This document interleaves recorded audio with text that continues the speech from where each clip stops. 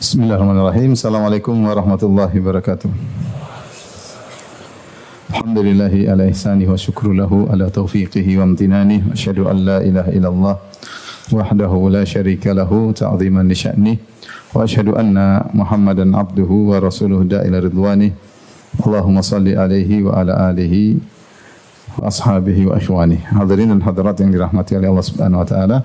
Pada kesempatan bahagia ini kita akan bahas suatu risalah yang tipis yang ditulis oleh Syekh Muhammad bin Abdul Wahhab rahimahullahu taala yang judulnya Al-Usul As-Sittah, yang maknanya adalah 6 landasan atau 6 pokok-pokok dasar ya. Yang 6 perkara tersebut beliau jelaskan bahwasanya telah dijelaskan dalam Al-Qur'an dan juga hadis-hadis Nabi sallallahu alaihi wasallam dengan gamblang dan sangat jelas. Namun banyak orang yang menyelisihi 6 pokok perkara tersebut ya. Adapun 6 pokok perkara tersebut saya jelaskan secara global 6 perkara tersebut ya, sebagaimana 6 usul ya. Ya, 6 usul tersebut yang pertama adalah ikhlas, yaitu tauhid ya. Ikhlas kepada Allah Subhanahu wa taala, ikhlas dalam beribadah. Itu maksudnya tauhid kepada Allah Subhanahu wa taala dan menjauhkan diri dari kesyirikan. Ini pokok pertama dan merupakan pokok yang paling penting, ikhlas dalam beribadah dan menjauhi kesyirikan. Kemudian pokok yang kedua yang beliau sebutkan dalam risalah ini adalah tentang perintah untuk bersatu dan menjauhi perpecahan. Perintah untuk bersatu dan larangan untuk berpecah belah. Kemudian yang berikutnya, yang ketiga adalah tentang di antara kesempurnaan untuk bisa mewujudkan pokok yang kedua, yaitu bersatu dan menjauhi perpecahan adalah taat kepada ulatul umur. Taat kepada penguasa ya. Itu tidak memberontak kepada mereka meskipun penguasa tersebut berbuat zalim ya kepada masyarakat. Selama ketaatan tersebut pada hal-hal yang tidak melanggar perintah Allah, bukan maksiat ya. Adapun kalau maksiat tentunya tidak boleh. Kemudian yang keempat tentang terkait masalah ilmu ya. Pentingnya ilmu dan para ulama dan ahli ilmu dan membedakan yang bukan ahli ilmu sehingga bisa membedakan yang bukan ahli ilmu. Ini pokok yang keempat. Dan pokok yang kelima adalah tentang membedakan antara wali Allah dengan wali syaitan, yaitu sifat-sifat wali-wali Allah. Wali-wali Allah.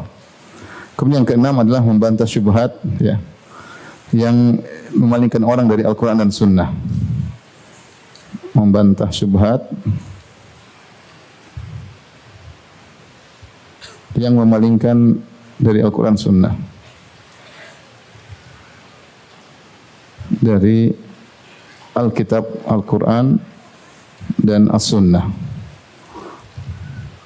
Tapi ini 6 pokok ini sebenarnya sudah sering kita pelajari, tapi Syekh Muhammad bin Abdul Wahhab rahimahullah menekankan ini 6 pokok yang penting yang sering diselisihi oleh kaum muslimin, padahal perkaranya sangat jelas, seperti masalah tauhid.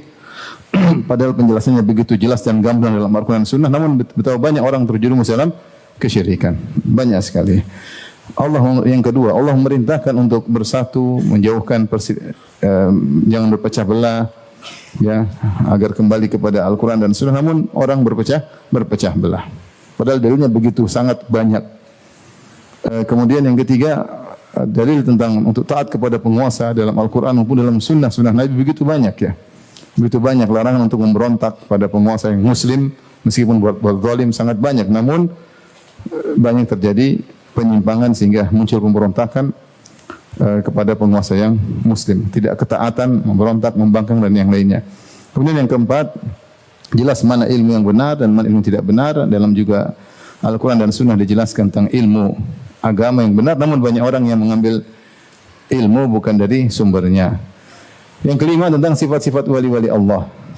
Sifat wali Allah dijelaskan ya dalam Al-Quran, dalam Sunnah, dan contoh-contohnya juga nyata berupa para sahabat, para a'immah. Namun betapa banyak orang yang bingung untuk mengetahui mana wali Allah, sampai orang gila dianggap sebagai wali. Kenyataannya juga banyak ya.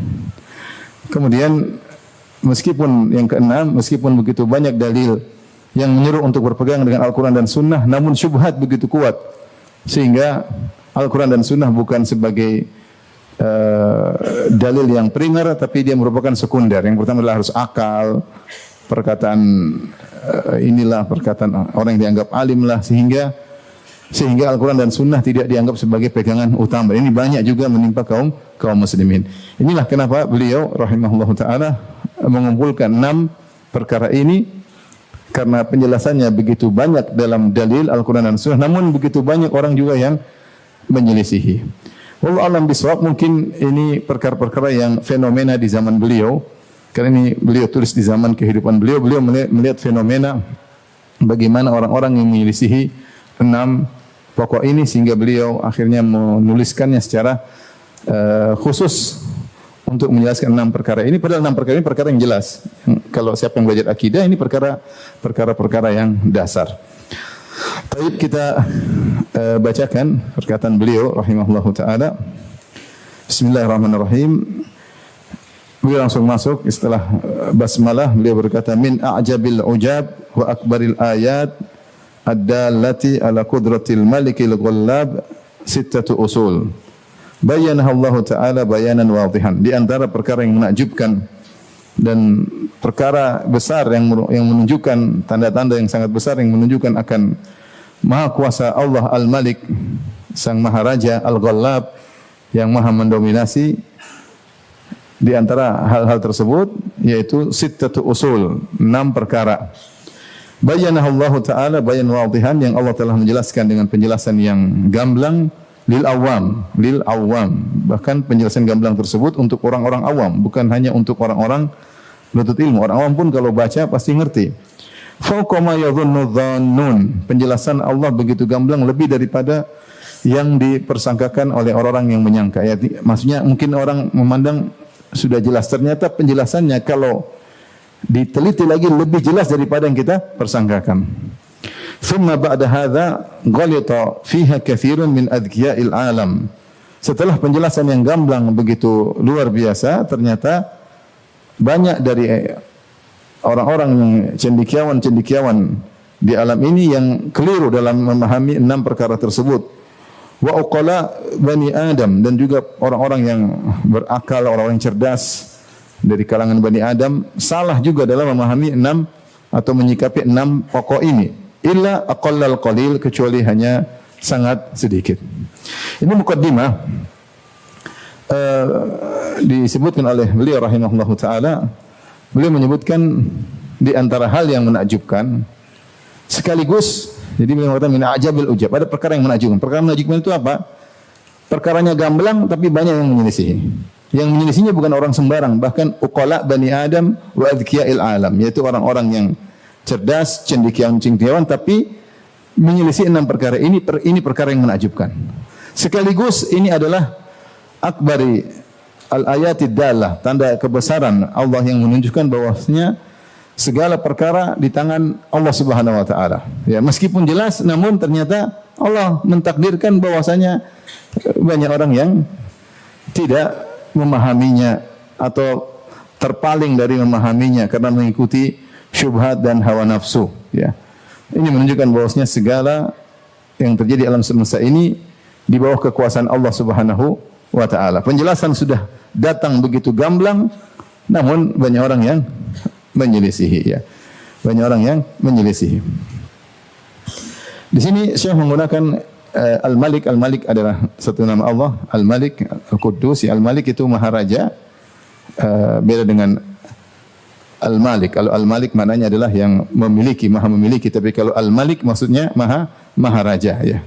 Seperti dalam Al-Quran Allah mengatakan, limanil mulkul yaum lillahil wahidil qahar. Milik siapa kerajaan di sekarang ini? Hanya milik siapa? Allah Subhanahu wa taala. Anal Malik, di hari kiamat Allah berkata, Anal Malik, Anad Dayyan, aina mulukul ardi.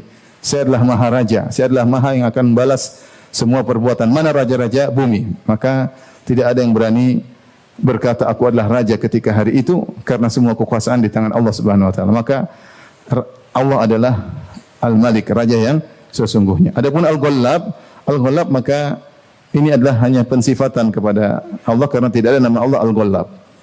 Tidak ada nama Allah Al-Ghallab, dan kita boleh mengabarkan kepada Allah dengan nama atau dengan sifatnya, dengan pengkhabaran selama pengkhabaran tersebut tidak menyelisih makna yang benar, ya. Dan Al-Ghallab mana mirip dengan makna Al-Qahhar, yang maha mendominasi. Al-Ghallab artinya yang maha mendominasi. Artinya Syekh rahimahullah ingin menyatakan bahwasanya segala perkara di alam semesta ini yang mendominasi adalah Allah Subhanahu wa taala, yang berlaku adalah kudrah Allah Subhanahu wa taala.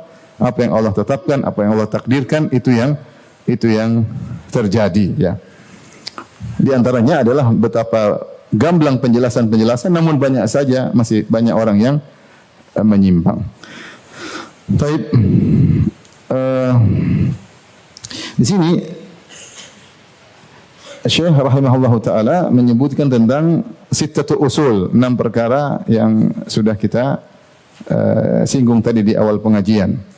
Dan metode mengatakan 6 perkara, atau seperti salah satu usul 3 perkara, 3 pokok, ya, ini adalah metode Nabawi. Rasulullah SAW betapa banyak dalam hadis-hadis beliau ketika ingin menjelaskan sesuatu, maka beliau menyebutkan nomor di depan, ya.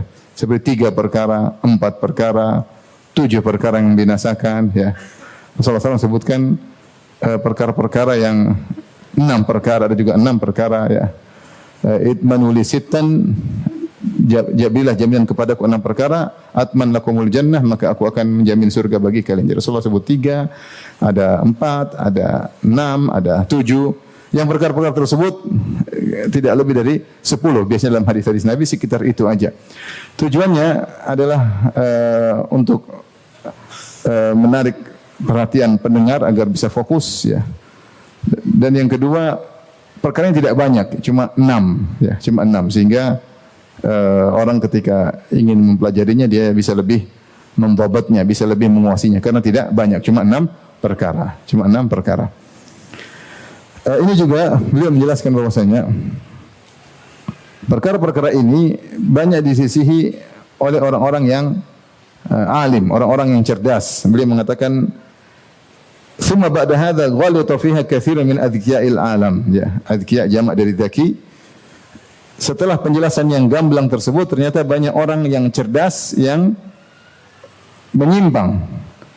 Wa uqala'i bani Adam, dan juga orang-orang cendekiawan Bani Adam banyak yang menyimpang dalam 6 perkara ini. Dan ini menunjukkan bahwasanya kecerdasan semata tidak menjadikan seorang kemudian bisa selamat dalam kehidupan beragama. Kecerdasan semata, ya. Contoh bahwasanya di dunia ini, ya, banyak orang-orang cerdas yang kemudian terjerumus dalam syirik akbar, yang menyembah sapi miliaran manusia menyembah apa? Sapi. Kalau kita pakai logika sedikit saja, sapi kok disembah? Wong dia hewan. Dia tidak paham kalau diajak ngomong, ya. Kemudian beol sembarangan. Artinya kalau kita renungkan, kok bisa ini dianggap sebagai Tuhan disembah? Kita kayaknya nggak logis, nggak masuk akal. Tetapi ternyata yang menyembahnya miliaran. Kok bisa demikian? Itulah. Bagaimana lagi? Kenyataannya demikian, miliaran. Ya, menyembah sapi. Nanti akhirnya timbullah filsafat-filsafat yang mereka ingin sampaikan agar sapi tersebut bisa disembah. Seperti yang mengatakan bahwasanya sapi lebih tulus daripada ibu, ya. Kalau ibu menyusui anaknya, dia masih berharap pamrih di kemudian hari. Adapun sapi kalau menyusui manusia tidak mengharapkan pamrih. Jadi dia lebih tulus daripada ibu. Logika-logika yang tidak logis tapi dilogis-logiskan. Intinya sapi disembah. Tapi disembah miliaran manusia. Baik.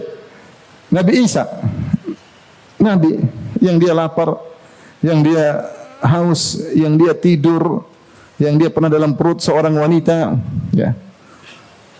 Kemudian dia mati menurut keyakinan mereka, ya. Padahal tidak, ya, tapi keyakinan mereka mati, Tuhan mati misalnya. Kok bisa disembah? Ternyata bisa.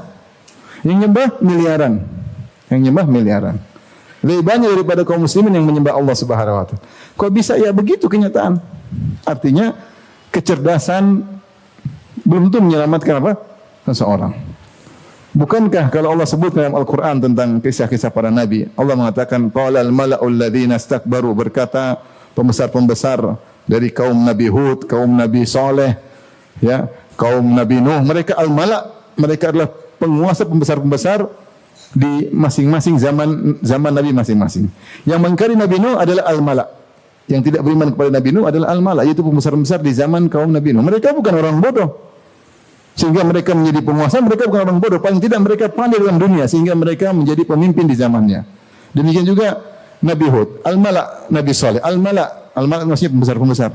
Mereka menjadi pembesar-pembesar, menunjukkan mereka cerdas, IQ mereka hebat, sehingga mereka berkuasa. Tetapi ternyata mereka musyrik kepada Allah Subhanahu wa taala. Ya. Dan demikian juga sampai di zaman Nabi Muhammad SAW, orang-orang yang menentang Nabi SAW bukan orang bodoh. Abu Jahal itu bukan orang bodoh. Al-Walid ibn Mughirah bukan orang bodoh, orang cerdas. Ya. Dan seterusnya tokoh-tokoh kaum Quraisy, ya, baik pedagang besar atau pemimpin kabilah, ya mereka adalah orang-orang cerdas dan mereka adalah pembesar-pembesar di Quraisy, namun justru mereka lah yang menentang Rasulullah sallallahu alaihi wasallam. Maka benarlah firman Allah Subhanahu wa taala, "Wa ma aktsarun nasi walau harasta bimu'minin." Wahai Rasulullah sallallahu alaihi wasallam, meskipun kau bersemangat untuk memberi hidayah, namun kebanyakan manusia tidak beriman. Namun kebanyakan manusia tidak beriman. Dalam ayat yang lain kata Allah Subhanahu wa taala, ya, "Wa ma yu'minu aktsaruhum billahi illa wa hum musyrikun." Dan tidaklah kebanyakan mereka beriman kepada Allah kecuali mereka terjerumus dalam kesyirikan. Jadi Allah menggunakan lafal aksar, yaitu mayoritas, kebanyakan orang tidak beriman kepada Allah Subhanahu wa taala. Wa in tuti aktsar man fil ardi yudhilluka an sabilillah. Kalau kau mengikuti mayoritas manusia di atas muka bumi ini, maka mereka akan menyesatkan engkau dari jalan Allah Subhanahu wa taala. Maka az-zaka, kecerdasan tidak cukup. Ya. Ibnu Taimiyah dalam perkataan yang indah, beliau berkata, "Utu zakaan wa ma utu zakaan." Mereka diberi kecerdasan, IQ yang tinggi, namun mereka tidak diberikan keimanan atau kesucian hati. Dan itu banyak menimpa para pakar-pakar. Kalau kita para filsuf Islam, mereka pakar-pakar. Luar biasa, kecerdasan luar biasa. Tetapi ketika bicara tentang tauhid, mereka menyimpang.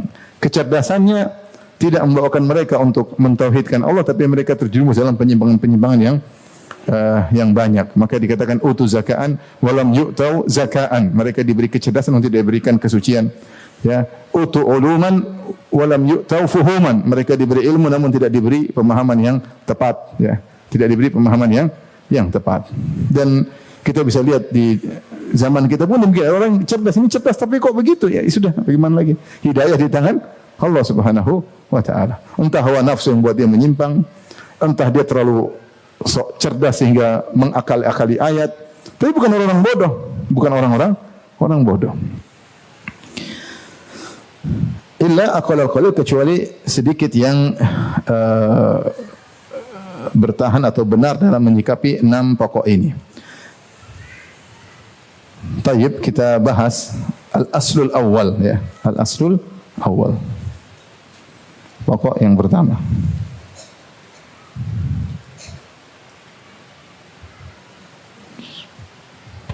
Maka ini menanamkan pada kita untuk sering berdoa, ya muqallibal qulub, tsabbit qalbi ala dinik.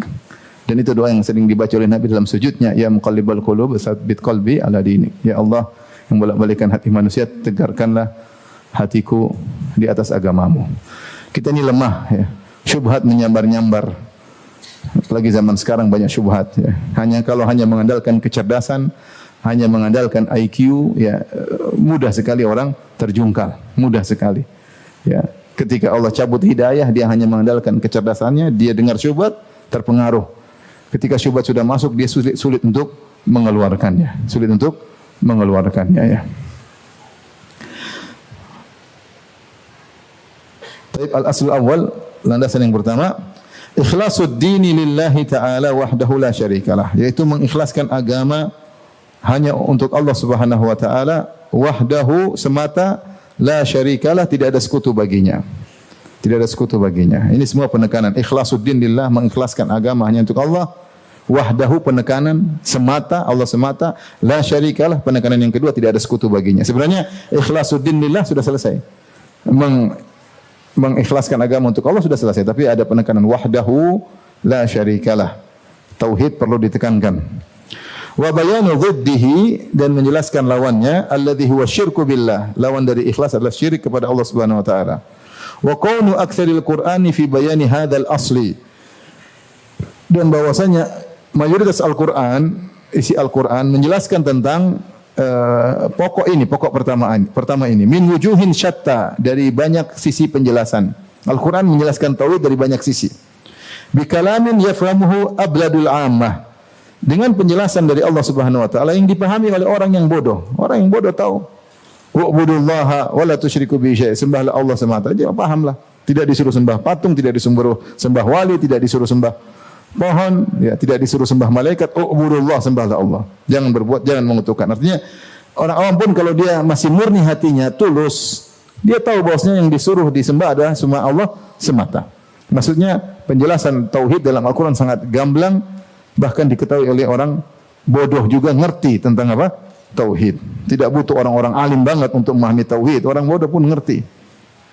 Maksudnya kalau tidak secara detail tentu butuh orang yang alim, mengungkap berbagai macam penjelasan. Makanya tadi ketika Syekh mengatakan di awal penjelasan, beliau berkata, fauqa ma yadhunnu dhannun. Penjelasan Allah sangat gamblang, lebih daripada yang dipersangkakan oleh orang yang menyangka. Artinya kalau orang alim membuka tentang dalil-dalil barahinit tauhid, argumentasi tauhid dalam Al-Quran, maka sangat-sangat banyak yang mungkin orang awam tidak bisa tangkap. Tapi secara umum orang awam paham bahwasanya kita disuruh menyembah Allah semata, tidak boleh berbuat syirik.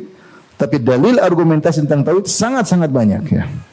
Di antara buku yang bagus, di antaranya seperti tulisan Syekh Abdul Razak tentang barahinut tauhid, argumentasi tauhid dalam ayatul kursi. Bagus, ya. Antum semua sudah hafal ayat kursi, antum tinggal baca apa sih argumentasi tauhid dalam ayat Al-Kursi, ayat yang sudah antum hafal, sehingga memantapkan iman apa? Seseorang, ya. Ini baru satu ayat. Kalau tidak salah beliau sebutkan dari lebih dari 15, ya, tentang argumentasi tauhid dalam ayatul kursi. Intinya tauhid dipahami oleh abladul ammah, oleh orang yang paling bodoh, balid maksudnya bodoh, dari orang awam mengerti tentang tauhid. Semalam sara ala aktsaril ummati masara. Kemudian setelah terjadi pada mayoritas umat apa yang telah terjadi kepada mereka, apa yang terjadi pada mereka dengan berbagai macam syubhat, dengan berbagai macam pemikiran yang masuk, ya, adhara lahumus syaitan al-ikhlasa fi surati itu bukan fi surati tanaqqusis salihin. Itu tulisannya salah. Fi surati tanaqqusis salihin. Diperbaiki anunya, Pak, harokatnya. Kemudian syaitan pun menampakkan keikhlasan itu merupakan bentuk merendahkan orang-orang salihin, wa taqsiri fi huquqihim, dan kurang dalam menunaikan hak-hak para orang-orang saleh. Jadi syaitan menggambarkan namanya keikhlasan tauhid yang diserukan oleh para ulama dianggap ini bentuk merendahkan orang-orang saleh. Nanti bagaimana kita jelaskan. Wa azhara lahumus syirka billahi fi surati mahabbatis salihin wa atba'ihim. Dan syaitan menampakkan bahwa namanya syirik itu adalah bentuk cinta kepada orang saleh dan cinta kepada para pengikut orang-orang saleh, ya. Sehingga siapa yang menyuruh tauhid dianggap kamu merendahkan wali-wali Allah. Siapa yang melakukan kesyirikan, nah top, kamu telah memuliakan wali-wali Allah. Syaitan menggambarkan sampai sedemikian rupa sehingga syirik menjadi tauhid, tauhid menjadi apa? Syirik dengan penghiasan dari syaitan. Tapi pokok yang pertama adalah ikhlas. Ketika ikhlas maknanya adalah memurnikan. Ikhlas diambil dari kata khalusa ya. Khalusa artinya murni, dan dalam Al-Qur'an banyak sekali Allah menggunakan kata khalusa yang menunjukkan kemurnian ya. Seperti firman Allah Subhanahu wa taala, "Falamma stai'asu minhu khalasu najiyya." Tatkala saudara-saudara Yusuf putus asa dari merayu Yusuf, khalasu najiyya, mereka bersendirian, itu murni mereka sendiri, berbisik-bisik di antara mereka. Qala kabiruhum dan seterusnya dalam ayat. Jadi khalasu artinya murni ya. Seperti firman Allah Subhanahu wa taala dalam surat Al-Ahzab, "Wa imra'atan mu'minatan in wahabat nafsaha lin-nabi in arada an-nabiyyu ayastankihaha khalisatan laka min dunil mu'minin." Dan jika ada seorang wanita yang menghibahkan dirinya, menghadiahkan dirinya untuk engkau nikahi wahai Rasulullah, boleh kau nikahi tanpa harus bayar mahar, boleh kau nikahi, tetapi kata Allah khalisatan lak, ini hanya murni untuk engkau, min dunil mu'minin, tidak berlaku bagi orang-orang mukmin yang lain. Ya, hanya berlaku untuk Nabi SAW, murni, khalisan artinya murni. Dan di antaranya Allah mengatakan wa inna fil an'ami la'ibrah wa inna lakum fil an'ami la'ibrah nuskhikum mimma fi butuniha min baini farthin wa damin labanan khalisan sa'igan lisyaribin. Kata Allah, dan sungguh pada binatang ternak itu ada pelajaran bagi kalian. Nuskhikum mimma fi butuniha, kami berikan minum buat kalian dari keluar dari perutnya labanan khalisan. Kata Allah Subhanahu wa taala, labanan khalisan, itu susu yang murni, susu yang murni ya. Min baini farthin wa damin, yang keluar di antara farth kotoran dan darah. Labanan khalisan sa'igan lisyaribin, yang mudah untuk diminum orang-orang yang meminumnya. Jadi Allah sebutkan kemurnian susu tersebut min baini farthin wa damin, yang murni keluar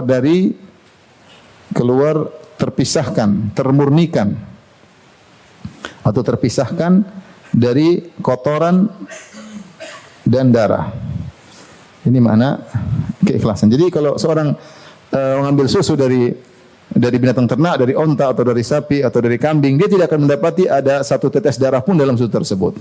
Dan dia tidak akan mendapati satu titik kotoran pun dari dalam susu tersebut. Itu yang disebut dengan murni. Karena kalau tercampur dengan satu titik kotoran maka tidak murni, kalau tercampur dengan satu tetes darah maka juga tidak murni. Nah, ini gambaran dengan ikhlas, itu kita memurnikan ibadah hanya untuk Allah Subhanahu wa taala.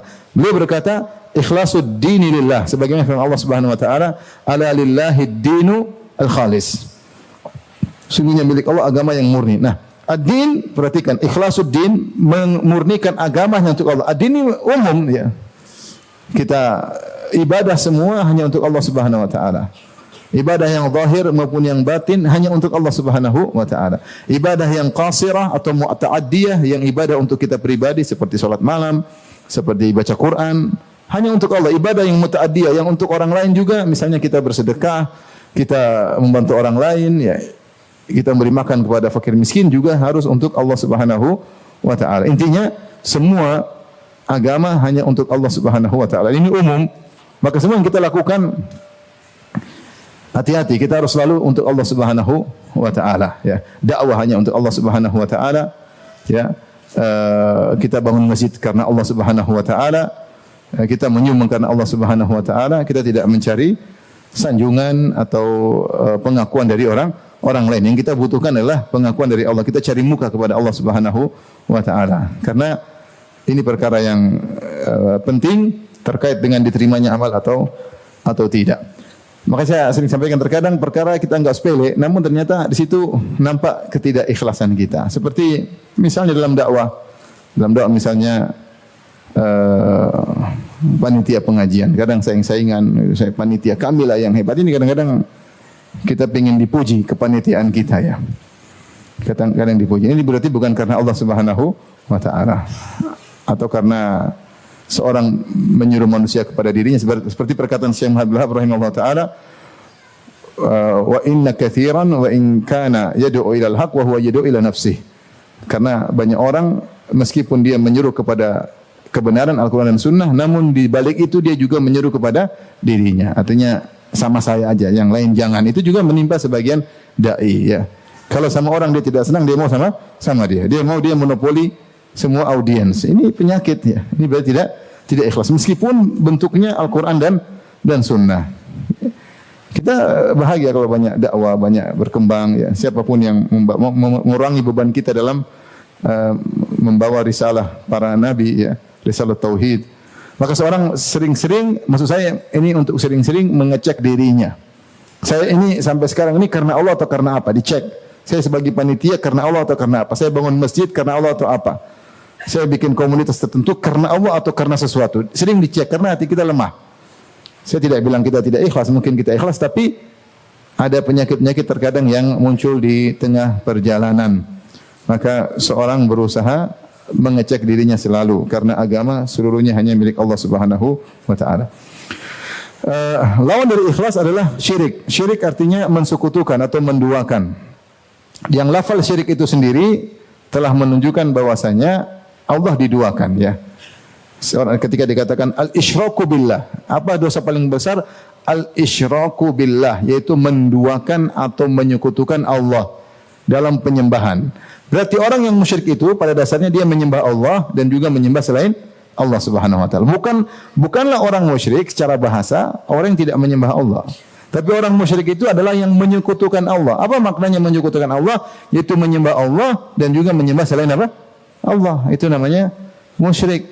Baik syirik besar maupun syirik kecil. Seperti orang riya. Riya kenapa? Dia beriak karena dia ingin dapat pahala dari Allah sekaligus ingin dipuji. Dia menduakan Allah dengan orang-orang untuk memujinya. Syirik. Ya. Namanya tauhid adalah semata-mata untuk Allah Subhanahu wa taala. Jadi jangan disangka namanya syirik adalah tidak menyembah Allah. Syirik itu menyembah Allah sekaligus menyembah selain Allah. Secara bahasa sudah menunjukkan akan hal ini. Ini disebut oleh San'ani kalau tidak salah dalam kitabnya Tathhirul I'tiqad ya. Namanya lafal syirik itu sendiri menunjukkan bahwasanya Allah disembah namun dia juga menyembah selain Allah Subhanahu wa taala. Itulah yang terjadi pada kaum musyrikin Arab jahiliyah. Mereka haji, mereka tawaf, mereka umrah, tapi mereka juga menyembah sembahan-sembahan selain Allah Subhanahu wa taala dengan keyakinan sembahan-sembahan tersebut akan mendekatkan mereka kepada Allah Subhanahu wa taala. Ketika belajar tauhid, kita usahakan juga belajar lawannya. Belajar tauhid, belajar juga syirik, dan buku yang terbaik membahas syirik dalam uluhiyah secara detail adalah kitabnya Syekh Muhammad bin Wahab, Kitabut Tauhid. Tidak pernah ditulis buku sedetail itu sebelumnya dan sesudahnya ya. Buku yang tipis tetapi menjelaskan macam-macam syirik dengan sangat detail, sangat detail. Sebenarnya mengatakan kenapa bisa demikian? Karena di zaman-zaman sebelum masa Syekh Muhammad bin Wahab rahimahullahu taala, itu abad keempat, abad kelima, penyimpangan masih banyak terjadi pada tauhid asma sifat. Itu ada falasifah, ada jahmiyah, ada mu'tazilah. Tetapi syirik tentang penyembah penghuni kubur, tentang tauhid uluhiyah muncul belakangan sehingga di antaranya ditemui di zaman Ibnu Taimiyah rahimahullahu taala, sehingga Ibnu Taimiyah membahas dengan detail namun dalam pembahasan yang terpencar-pencar. Nah, Syekh Muhammad Wahab rahimahullahu taala yang membaca buku Ibnu Taimiyah dan juga membaca buku Ibnu Qayyim rahimahullahu taala, maka beliau meringkas dalam Kitabut Tauhid. Kitabut Tauhid. Mungkin yang bertanya, Ustaz, kenapa Imam Syafi'i tidak bahas Imam Abu Hanifah? Di zaman dulu tidak ada. Zaman dahulu tidak marak penyimpangan tersebut. Zamannya Imam Syafi'i, Imam Ahmad itu penyimpangan tentang masalah asma wa sifat. Muncullah fitnah khalqul Quran, mengatakan Quran adalah makhluk. Nah, itu fitnah qadariyah, masalah asma wa sifat. Belakangan baru kemudian muncul penyimpangan tentang tauhid al-uluhiyah, peribadatan kepada penghuni kubur, sehingga mungkin abad ke-6 boleh muncul, abad ke-5 semarak-maraknya, lebih marak lagi kemudian akhirnya ditulislah oleh para ulama bantahan-bantahannya. Baik. Kemudian dia berkata di sini, wa qawlu aktsaril Qur'an fi bayani hadzal asl min wujuhin syatta. Al-Qur'an ya, Al-Qur'an menjelaskan tauhid dari banyak sisi. Jadi Al-Qur'an, Ibnu Qayyim mengatakan Al-Qur'an seluruhnya isinya tauhid. Sisi-sisi penjelasan Al-Qur'an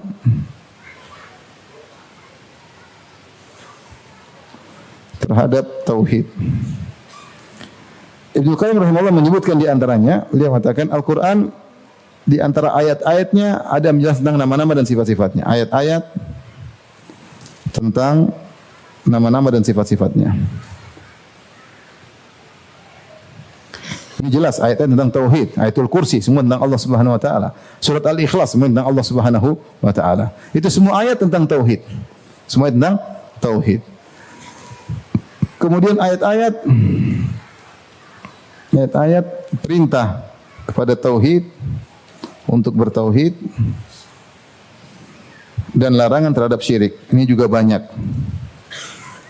Larangan terhadap syirik ini juga banyak. Dalam Al-Quran banyak ayat seperti ini. Ini juga sisi penjelasan Al-Quran terhadap pentingnya tauhid. Kemudian di antaranya misalnya perintah dan larangan. Kata Ibnu Qayyim, perintah dalam Al-Quran banyak. Perintah-perintah dan larangan-larangan. Yang ini merupakan penyempurna tauhid, mukammil atau mukammilat tauhid. Penyempurna tauhid. Jadi engkau menyempurnakan tauhidmu kepada Allah dengan menjalankan perintahnya dan menjauhi larangannya. Al-Quran isinya itu. Kalau tidak, Allah menjelaskan tentang yang keempat, tentang bagaimana keadaan ahli tauhid di dunia dan akhirat. Ya. Kondisi ahli tauhid di dunia dan di akhirat. Seperti tentang kisah-kisah para nabi, ahli tauhid, kisah-kisah orang salihin. Demikian juga bagaimana di akhirat mereka dapat surga kenikmatan. Ini semua untuk memotivasi bertauhid kepada Allah Subhanahu wa taala. Dan yang kelima, Ibnu Qayyim menyebutkan kondisi ahlu syirik, musyrikin di dunia maupun di akhirat.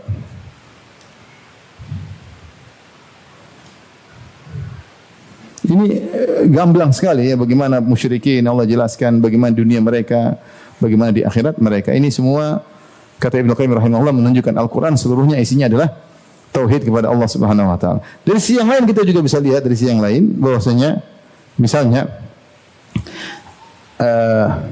Al-Quran menjelaskan bahwasanya tujuan, kita lanjutkan ya. Tujuan penciptaan adalah apa? Bertauhid. Wa ma khalaqtul jinna wal insa illa liya'budun. Maksudnya ini jelas tauhid itu dalilnya banyak sekali. Wa ma khalaqtul jinna wal insa illa liya'budun. Tidak aku ciptakan jin dan manusia kecil untuk beribadah kepada aku. Kemudian perintah pertama adalah tauhid.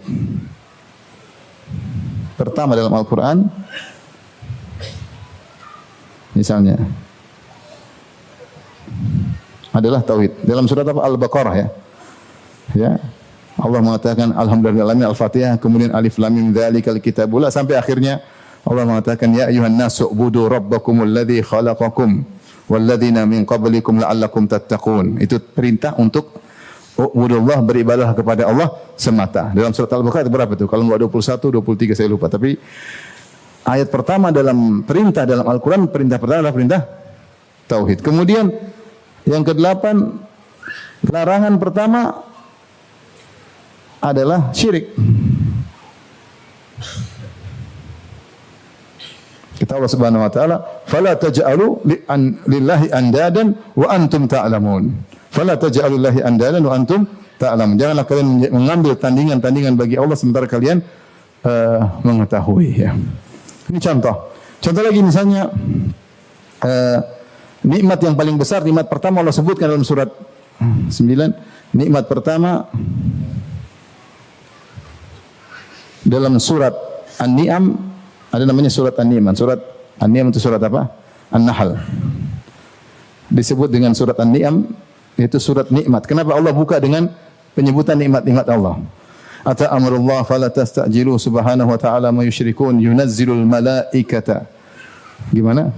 Min ruhi an anziru annahu la ilaha illa ana fattaqun.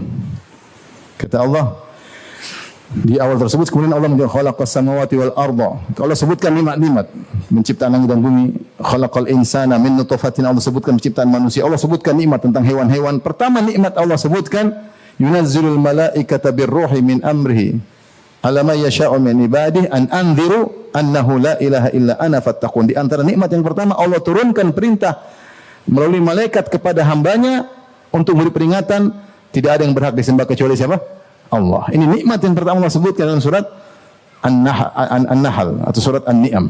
Setelah itu Allah sebutkan nikmat ciptaan langit dan bumi, nikmat yang lainnya. Kemudian di antaranya misalnya Allah menjelaskan tugas para rasul adalah tauhid.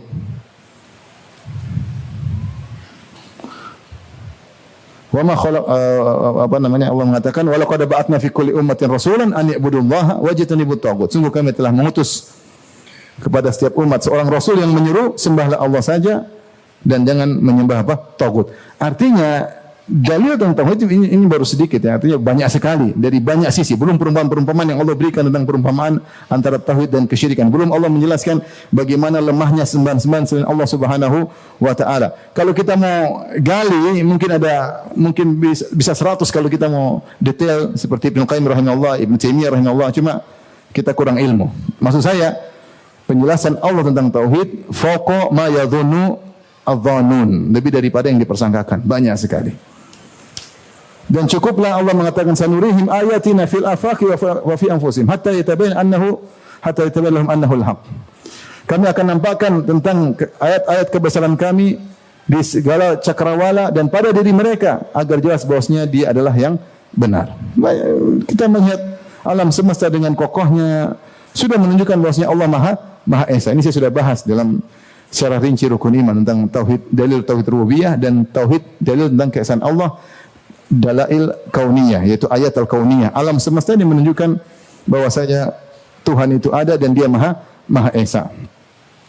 Oleh karenanya ketika Arab Badui ditanya, ya, bagaimana engkau bima arafta rabbak? Bagaimana engkau tahu Rabbmu? Maka dia mengatakan al-ba'rah tadullu alal ba'ir. Arab Badui tinggal di kampung ngurusin onta, dia mengatakan kotoran onta menunjukkan ada ontanya. Ya tidak. Enggak mungkin ada kotoran tidak ada apa? Ontanya. Sederhana. Kemudian wal athar ya dulu alal masir, bekas jejak kaki manusia menunjukkan tadi ada yang berjalan. Ya. Kemudian sama'u dzatul abraj, langit yang memiliki gugusan-gugusan bintang, wal ardu dzatul fijaj, dan bumi yang memiliki jalan-jalan yang begitu banyak, wal biharu dzatul amwaj, dan laut yang memiliki ombak yang begitu banyak. Ala yadullu ala annahu ala yadullu ala As-Sami' al-Basir. Tidakkah ini menunjukkan bahwasanya ada Allah yang Maha mendengar dan lagi Maha melihat. Kemudian juga ada seorang Badui ditanya, "Bima arafta rabbak?" Dari mana kau tahu Rabbmu? Dari mana kau mengenal Tuhan itu ada? Kata dia, "Binaqdil azaim wa sarfil himam." Binaqdil azaim, maksudnya seorang sudah punya azimah, sudah punya tekad, tiba-tiba batal tekad tersebut. Sudah punya semangat, himmah, tiba-tiba lemas. Siapa yang ngatur hati? Kita enggak bisa ngatur hati kita. Yang ngatur ada pemilik hati. Yang menciptakan hati yang ngatur. Tiba-tiba berubah pikiran. Kok tiba-tiba enggak ada sebab, tiba-tiba berubah pikiran. Berarti ada Tuhan yang ngatur apa? Hati manusia. Artinya dalil tentang Allah Maha Esa sangat banyak. Ada pencipta dan pencipta tersebut harus esa. Namun kenyataannya banyak orang yang terjerumus dalam kesyirikan. Ini yang dikatakan Syekh Muhammad Abdul Wahab min a'jabil ujab, perkara yang menakjubkan. Kok bisa? Tapi itulah kenyataan. Artinya kalau seorang ingin pergi ke suatu tempat, misalnya mau pergi ke UGM, sana banyak pelang. 5 meter, 10 meter lagi ada pelang belok kanan, 5 meter lagi ada pelang belok kiri. Pelang banyak sekali. Pemberitahuan ini, lampu merah sini, lewat sini, Google Maps semua. Kok dia keliru? Ini berarti kan parah. Kok bisa keliru? Kira-kira demikian. Kok bisa keliru? Kok bisa nyembah pohon? Kok bisa nyembah mayat? Kok bisa? Tapi bisa terjadi. Kok bisa minta-minta kepada mayat? Kok terjadi? Kok bisa taruh sajian di batu? Terjadi. Kok bisa? Ya begitulah. Ternyata banyak kesyirikan terjadi. Padahal dalil-dalil tentang tauhid sangatlah banyak. Syekh Shalih Al-Fauzan ketika membahas tentang ini, dia mengatakan, hafizahullah ta'ala, karena banyak orang ketika baca Al-Quran, meskipun dalil tauhid sangat banyak, mereka tidak membacanya dengan tadabbur. Banyak orang baca Al-Quran hanya sekedar untuk cari keberkahan. Dia tidak menghayati, cuma cari keberkahan, cari pahala. Barang saya baca, memang benar, itu oke, tidak apa-apa. Tapi itu bukan utama. Utama adalah engkau mentadaburi. Untuk cari keberkahan saja, atau mencari pahala bacaannya saja, atau untuk berlezat-lezat dengan suara qari, niru-niru suara qari, kemudian ikut makom inilah, langgam inilah, senang tanpa mentadaburi apa yang dibaca. Ya. Bahkan bisa jadi seorang menguasai qiraah asyarah tapi ternyata minta ke penghuni kubur. Kata Syekh Shalih Fauzan demikian. Kenapa? Hafizahullah, karena orang tidak mentadabburi ayat yang dia baca. Padahal perintah untuk tauhid dan tanda-tanda tauhid banyak sekali. Baik. Kemudian Semalamma sara ala aktsaril ummati ma sara adhara lahum asyaitan al-ikhlas. Ketika terjadi apa yang terjadi menimpa umat dengan berbagai macam pemikiran yang masuk ya, dengan banyak penyimpangan, maka syaitan merubah barometer atau merubah cara penilaian orang. Maka syaitan menampakkan namanya ikhlas itu adalah mengagungkan para wali sampai menyembah mereka, dan namanya syirik adalah tidak mau menjadikan wali sebagai wasilah, tidak menyembah para wali.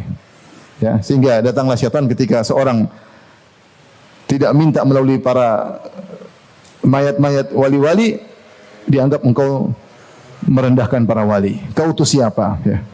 Para wali punya kedudukan di sisi Allah Subhanahu wa taala. Kau tidak menghormati, mereka punya kedudukan, kau tidak hargai. Sehingga orang terpancing untuk melakukan kesyirikan, sehingga minta-minta kepada para wali. Tangisan mereka untuk para wali, ya. Ini pun bahkan lebih parah, mereka minta langsung kepada para wali, minta dimudahkan urusan, minta agar lulus ujian, minta kepada para wali. Ya. Minta kepada para wali. Ketika ditimpa dengan kesulitan, mereka manggil ya Abdul Qadir Jailani, ya fulan, ya. Mereka mengatakan ya Sayyid al-Badawi, ya Syekh al-Arab. Di YouTube ada, saya sering sampaikan hal ini. Kemudian seorang wanita datang ke kuburan Ahmad al-Badawi, kemudian dia mengatakan ya Syekh al-Arab, ya Syekh al-Badawi, ya anak saya sakit, sembuhkanlah, ya. Saya punya beban. Dia minta bukan kepada Allah lagi, langsung kepada para wali tersebut, ya. Ini benar-benar merupakan kesyirikan, dan syaitan menggambarkan itu adalah bentuk penghormatan kepada para wali. Nabi SAW saja telah melarang untuk al-ghulu fis salihin, jangan berlebihan kepada orang soleh. Bahkan Nabi melarang untuk berlebihan kepada dirinya. Ketika Nabi SAW datang, sebagian sahabat kemudian memuji Nabi, mengatakan ya sayyidana, wahai sayyid kami, ya khairana, ya sayyidana ibna sayyidina, wahai pemimpin kami, anak dari pemimpin kami, ya khairana, orang terbaik di antara kami, ibna khairina, orang terbaik, anak dari putra, orang terbaik di antara kami. Ini pujian tujuannya baik, tapi Rasulullah SAW ingatkan, kata Rasulullah SAW, ya ayuhan nas, alaikum taqwallah, hendaknya kalian bertakwa kepada Allah. La yastahwiyannakum syaitan, jangan sampai kalian digelincir oleh syaitan. Innama ana Muhammad bin Abdullah, aku adalah Muhammad bin Abdullah. Aku adalah Abdullah wa Rasul, aku adalah hamba Allah dan Rasulnya. La uhibbu an tarfa'uni fawqa manzilati allati anzalani Allah. Aku tidak ingin kalian mengangkat posisiku lebih daripada kedudukan yang Allah berikan kepadaku. Jangan berlebihan, hati-hati. Rasulullah SAW ingatkan. Rasulullah tidak ingin orang berlebihan kepada dia sehingga diangkat derajat lebih daripada yang seharusnya. Ketika ada gadis-gadis kecil, anak-anak remaja yang kemudian memainkan duf, mungkin ketika hari raya, dan mereka memuji Nabi SAW, mereka menyebut tentang kepahlawanan nenek moyang mereka. Tiba-tiba mereka memuji Nabi, mereka berkata, wa fina nabiyyun ya'lamu ma fi ghad, dan di antara kami ada nabi yang tahu apa yang terjadi esok hari. Maka Nabi tegur, jangan mengatakan demikian. Jangan bilang ada nabi yang tahu tentang masa depan, karena itu melebihi yang seharusnya kepada Nabi sallallahu alaihi wasallam. Rasulullah SAW juga berkata, la tutruni kama atratin nasara bin Maryam, innama ana abdun faqulu abdullahi wa rasuluh. Jangan kalian berlebihan kepadaku sebagaimana orang-orang Nasara berlebihan kepada Muhammad sallallahu alaihi, kepada Nabi Isa alaihissalam. Sungguhnya aku hanyalah hamba Allah dan Rasulnya. Rasulullah tidak ingin dilebih-lebihkan. Kata Anas bin Malik, ma kana ahadun ahabba ilaihi min Rasulillah sallallahu alaihi wasallam wa kanu idza ra'aw lam yaqumu lima ya'lamu min karahiyatihi dzalik. Orang yang paling dicintai oleh para sahabatlah Nabi sallallahu alaihi wasallam. Tapi kalau mereka lihat Nabi, mereka tidak berdiri kemudian menghormati Nabi sallallahu alaihi wasallam karena mereka tahu Nabi tidak suka akan demikian. Yang Rasulullah SAW ketika mau meninggal, Rasulullah SAW mengatakan, laknatullah alal yahudi wan nasara ittakhadhu qubur anbiya'ihim masajida. Allah melaknat Yahudi Nasara, mereka menjadikan kuburan nabi-nabi mereka sebagai masjid, tempat ibadah. Itu Rasulullah meninggal, Rasulullah ingatkan, jangan berlebihan kepadaku. Jangan berlebihan kepadaku, ya. Rasulullah SAW bercerita tentang orang Nasara, innahum kanu idza mata fihim rajulun salih banu ala qabrihi masjidan. Sungguhnya orang Nasara dahulu kalau ada yang meninggal di antara mereka orang soleh, mereka bangun masjid di atas kuburan orang soleh tersebut. Ini Rasulullah SAW ingatkan, jangan berlebihan kepada beliau, jangan berlebihan kepada orang soleh. Iyyakum wal ghulu fa inna ma ahlaka man kana qablakumul ghulu. Waspadalah kalian dari sifat berlebihan. Sungguhnya yang telah membinasakan orang sebelum kalian adalah sikap berlebihan. Jadi tidak boleh berlebihan. Orang soleh mereka punya kedudukan, tapi kita tidak boleh melebihi kedudukan orang soleh tersebut sampai menyembahnya, sampai bertawakal kepadanya, sampai berharap kepadanya. Ketika ada masalah besar kita sebut namanya. Ini syirik. Syirik kepada Allah Subhanahu wa taala. Hadirin dan hadirat Allah Subhanahu wa taala, jadilah pengagungan terhadap kuburan sangat besar sampai kita lihat terkadang ziarah terhadap kuburan lebih memeludak daripada ke masjid ya. Bahkan orang lebih khusyuk di kuburan daripada di masjid ya. Bahkan saya pernah tahu ada seorang bangun masjid kemudian kurang ramai, maka ada yang kasih ide, "Pak, kalau mau ramai taruh kuburan di sini." Biar orang datang, taruh kuburan wali fulan atau habib fulan, maka insyaallah orang ramai. Karena yang dicari bukan masjidnya, yang dicari apa? Kuburannya ya. Mereka lebih merasa afdal baca Quran di kuburan daripada di masjid. Jadilah kuburan-kuburan tersebut sebagai saingan bagi rumah-rumah Allah Subhanahu wa taala. Ini kenyataan pahit yang terjadi ya. Saya tutup kajian kita sebelum kita tanya jawab tentang kisah seorang kawan saya. Dia tinggal di Madinah, dia juga seorang dai. Dia askar, kemudian dia juga berdakwah. Dia pemberani ya. Dia cerita, dia pergi ke Sudan, satu daerah di Sudan, kemudian dia salat di masjid. Ternyata di masjid tersebut di tengah-tengahnya ada kuburan. Kemudian dia disuruh ceramah mungkin sebagai penghormatan atau apa, sebagai syekh dari Madinah. Maka dia ceramah, orang ramai sekali. Maka dia ceramah tentang wasiat Nabi sebelum meninggal dunia.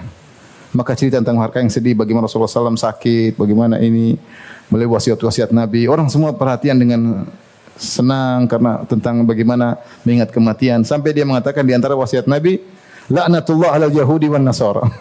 Ittakhadhu qubur anbiya masajidah. Allah melaknat Yahudi Nasrani menjadikan kuburan-kuburan sebagai tempat apa? Ibadah. Di antaranya ini dia tunjuk. Langsung orang-orang bilang dia pemberani dia. Antum jangan ikut, saya cuma cerita aja. Jangan ikut-ikutan, konyol ya. Akhirnya mereka bilang tutup pintu. Tapi dia kabur, dia sempat melewat banyak orang, akhirnya dia selamat. Disuruh tangkap sama mereka, tapi kan tubuhnya kuat memang, saya tahu ya. Dan dia pemberani.